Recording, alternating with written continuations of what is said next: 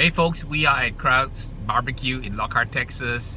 We're going to be trying out some of the amazing Texas Trinity. Of course, I have with me the expert, as encyclopedic knowledge guy, Dumas sausage Sensei from Austin, Texas.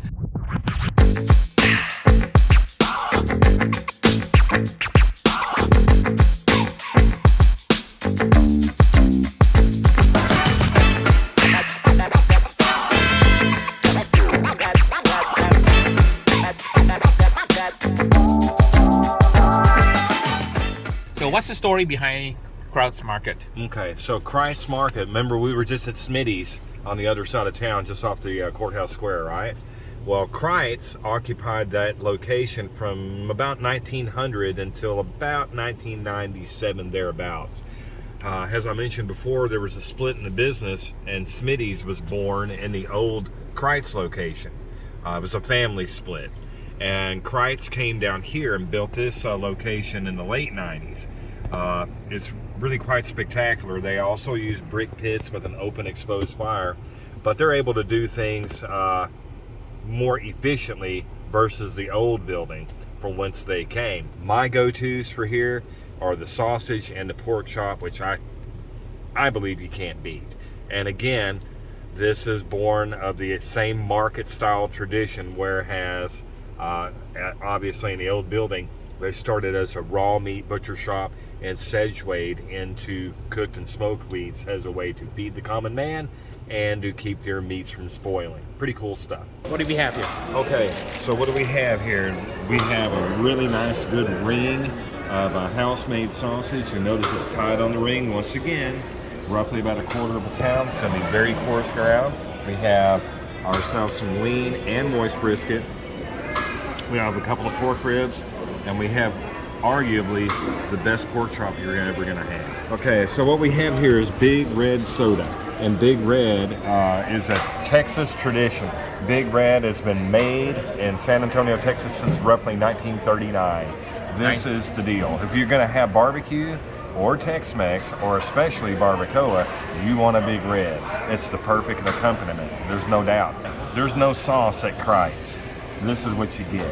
What is that? This is salt and pepper and some other things that I don't know what's in there. But if you're gonna eat your barbecue here, you're gonna eat it with this guy right here. Oh, just like that? Just yeah. Okay. You're gonna dip your meat into this salt. You'll thank me later. Okay. So here's what you want to do. You want to take this salt. Oh my God, this thing is awesome. So what you want to do is get your sausage like this. You want to take it and just hit it in your salt. Salt. Hit it like that. Take you a bit of the cheese. Hit it like this. Get yourself a pepper, primed and ready. Right? Woo! I can feel that heat and that vinegar spurred out here.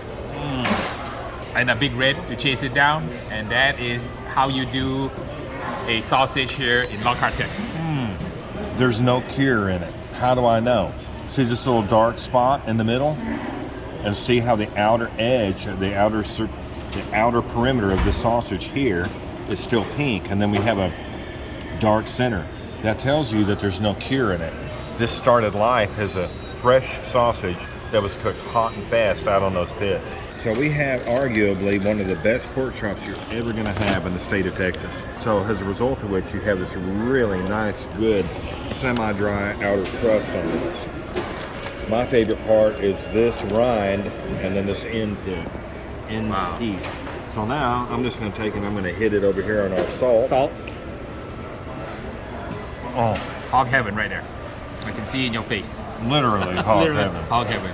So folks, this is the pork loin piece here, and here's the baby back rib here, and a little bit of rib cap meat here, and that's how a whole pork chop looks like. I have never seen this being sold in Los Angeles, this particular cut, where you get the whole rib and the loin muscle attached. If you find yourself and you ordered too much of this, if you take this pork chop and sink it into some pinto beans and let that rascal stew all day, you'll have the best pot of beans you've ever had. Moving on and trying the rib next. Again, we're talking about a full spare, because here's part of that chine bone, right? But again, hot and fast. Look how the semi-dry exterior of this bone is. But I'll tell you what, this looks really good. The only thing that needs is to be eaten. I'm telling you, that's good stuff. Wow. I'm just gonna make it go away and eat it. Yep. Nothing wrong with that rib. Beautiful bite mark, not too tender. Flavor of salt, pepper, smoke, all the love that went into the rib. Just excellent Texas style rib, no sauce needed. Moving on to the brisket, and we have a little bit of fatty and lean. Beautiful smoke ring, absolutely gorgeous. So I have a bit of the fatty here. Wow, salty, beefy, in the smoke. Absolutely amazing flavors. I'm going in, Paul. Going in. I'm gonna try it. Just good, straightforward, honest brisket, cooked hot and fast on those brick pits. So here's the other muscle, the lean muscle, and grab this piece here. There's nothing wrong with that whatsoever. That is just good, honest brisket, cooked hot and fast, using traditional methods. This is history right here, folks, and it's living and breathing history. Amazing tradition here in Texas at Kreuz Market. Kreuz Market. Whenever I bring someone here from out of town, or recently from Australia, this place blows them away every time, and there's a reason for that. Whoa, look at that. Sauerkraut. Oh, way to go. Sausage. And the sauerkraut has is it caraway seeds here? It is. Caraway seeds, interesting, right? Caraway seeds. I bet we're going to be pretty straightforward, but I'm You never know. not opposed to that. Yep. No, there you go. Very straightforward. Well, the reason why these guys are made to hang inside those big brick pits. Those little horseshoe rings are hanging on rods, and they'll fill up the whole pit. And that's just a very efficient way to cook a whole lot of sausage at once. And then conversely, they sell these guys by the ring, right? I bet the ring is averaging about 1/4 of a pound per. So that's just a good way to sell them more efficiently and to smoke them more efficiently. Now let's talk about the sausage itself. What are the earmarks of a good sausage? Well, how about good color retention? Well, this guy's got it. And see that slight wrinkle on the casing? That just tells me that the casings have been conditioned properly under heat in those big brick pits. So the casing is shrunk tightly onto the mix and conforming itself to the internal mixture. That's a really good sign. So color retention, a slight wrinkle, not overly wrinkled.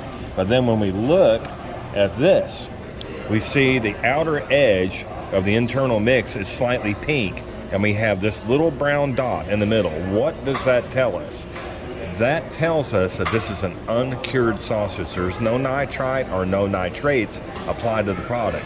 It started life as fresh, it hit the pit as fresh, and it came to you, the consumer, delicious and very nicely smoked under high heat. This, to me, is the earmark of a classic Bavarian-derived sausage that you will find in Central Texas. This sausage, you can trace his roots all the way back to Bavaria. Now, there are some variants because when these guys came here from Bavaria, they had to create something that would fit the environment, both in the climate and the ingredients they were able to source. And this is what you come up with.